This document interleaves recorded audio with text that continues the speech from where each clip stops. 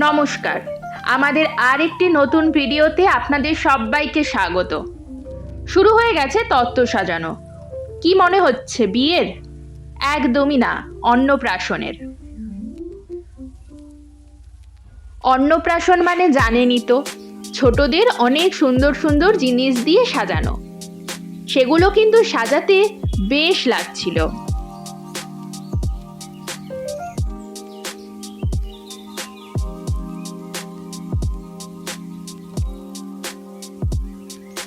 মোটামুটিভাবে সমস্ত তত্ত্বই রেডি হয়ে গেছে।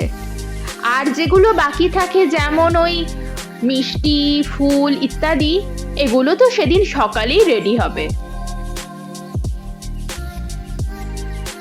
আর এই যে, যার জন্য আমরা সবাই তত্ত্ব সাজানোর জন্য বসে পড়েছিলাম, আমাদের আদরের সোহাগ।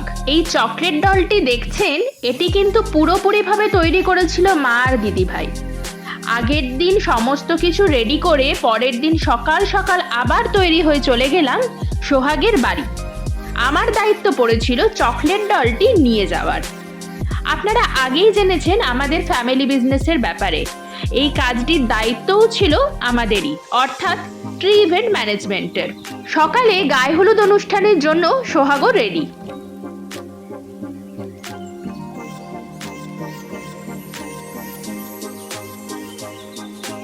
এদিকে সোহাগের মামাবাড়ি থেকে তত্ত্বও চলে এসেছে। তত্ত্বগুলি আপনারা আগেই দেখেছেন, যেগুলি আমরা তৈরি করছিলাম, মনে আছে তো?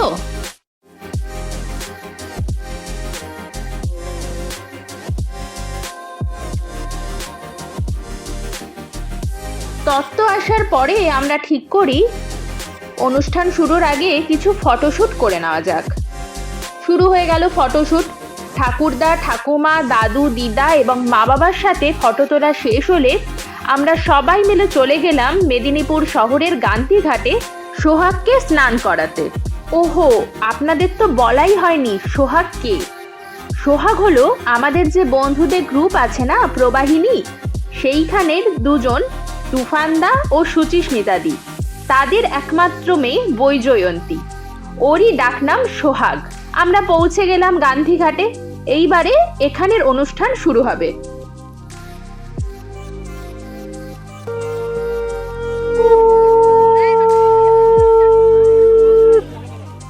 শঙ্খ বাজিয়ে নদীর ধারের কাজ শুরু হলো।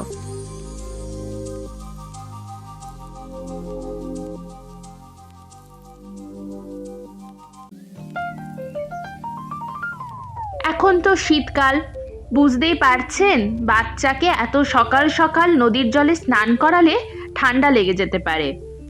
তাই স্নান না করিয়ে নদীর থেকে জল নিয়ে সোহাগের মাথায় ছিটিয়ে দেওয়া হলো।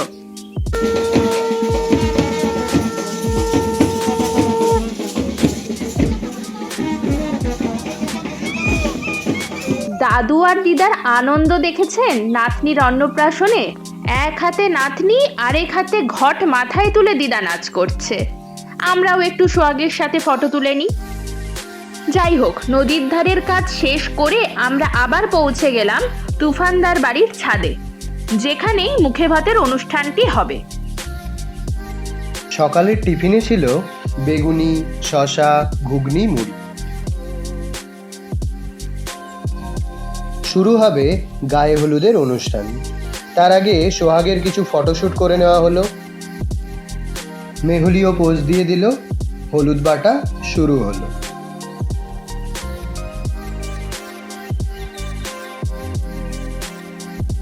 প্রথমে ঠাকুর মশাই সোহাগকে গায়ে হলুদ দিয়ে দেন। মুকুট পরে একদম কোণে বউয়ের মতন লাগছিল। তারপরে মেয়েরা সবাই একটু করে হলুদ লাগিয়ে দিল। এরপরে শুরু হলো আশীর্বাদের অনুষ্ঠান। মেহুলির কোলে সোহাগ বসে আর তার মা মানে সুচিস্মিতা আশীর্বাদ করছে।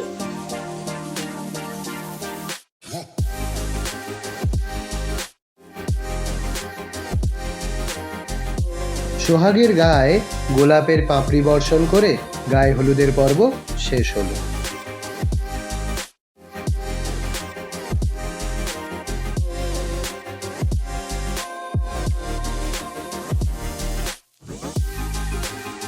নিচে এসে দেখি তুফান মানে সোহাগের বাবা পুজোতে বসে পড়েছে। গোলাপের মালাটা দেখো, ওর থেকে বড় হয়ে গেছে। এদিকে দেখো পুজো চলছে, আর ওদিকে আরেকজন মায়ের কোলে শুয়ে দুধ খাচ্ছে।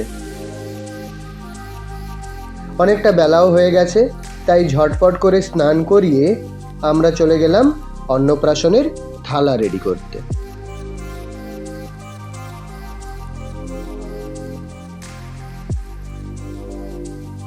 আপনারা যে খাবারগুলি দেখছেন সেগুলি সারদা মায়ের আশ্রমের প্রসাদ।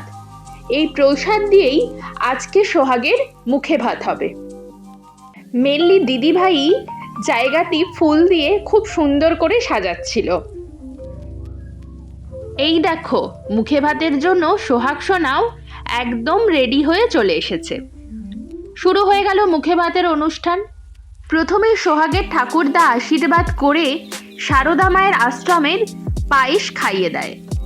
সে আর খাবে কি, এত গয়নাগাটি পড়েছে সেগুলি দেখতেই ব্যস্ত।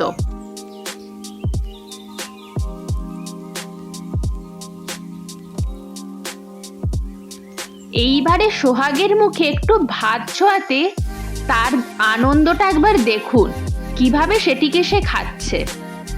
এরপরে ঠাকুমা আশীর্বাদ করে নেয়। এরপরে পালা দাদু এবং দিদার। আশীর্বাদ করে সোহাগকে তারা মুখে প্রসাদ তুলে দেয়।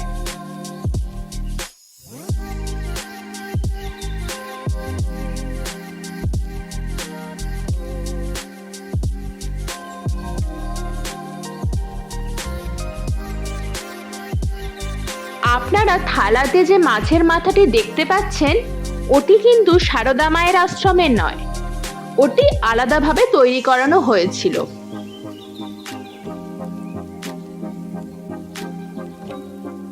ওরে বাবারে, মাছের মাথাটা ধরেছে দেখুন, যেন একেবারেই গোটাটা খেয়ে নিতে পারবে। যাই হোক, এরপরে আমরা চলে যাই পরের অনুষ্ঠানে। এখনই তো আসল মজা, সোহাগ থালাতে রাখা কোন জিনিসটা ধরবে। দেখতেই পাচ্ছেন বইটাই ধরেছে।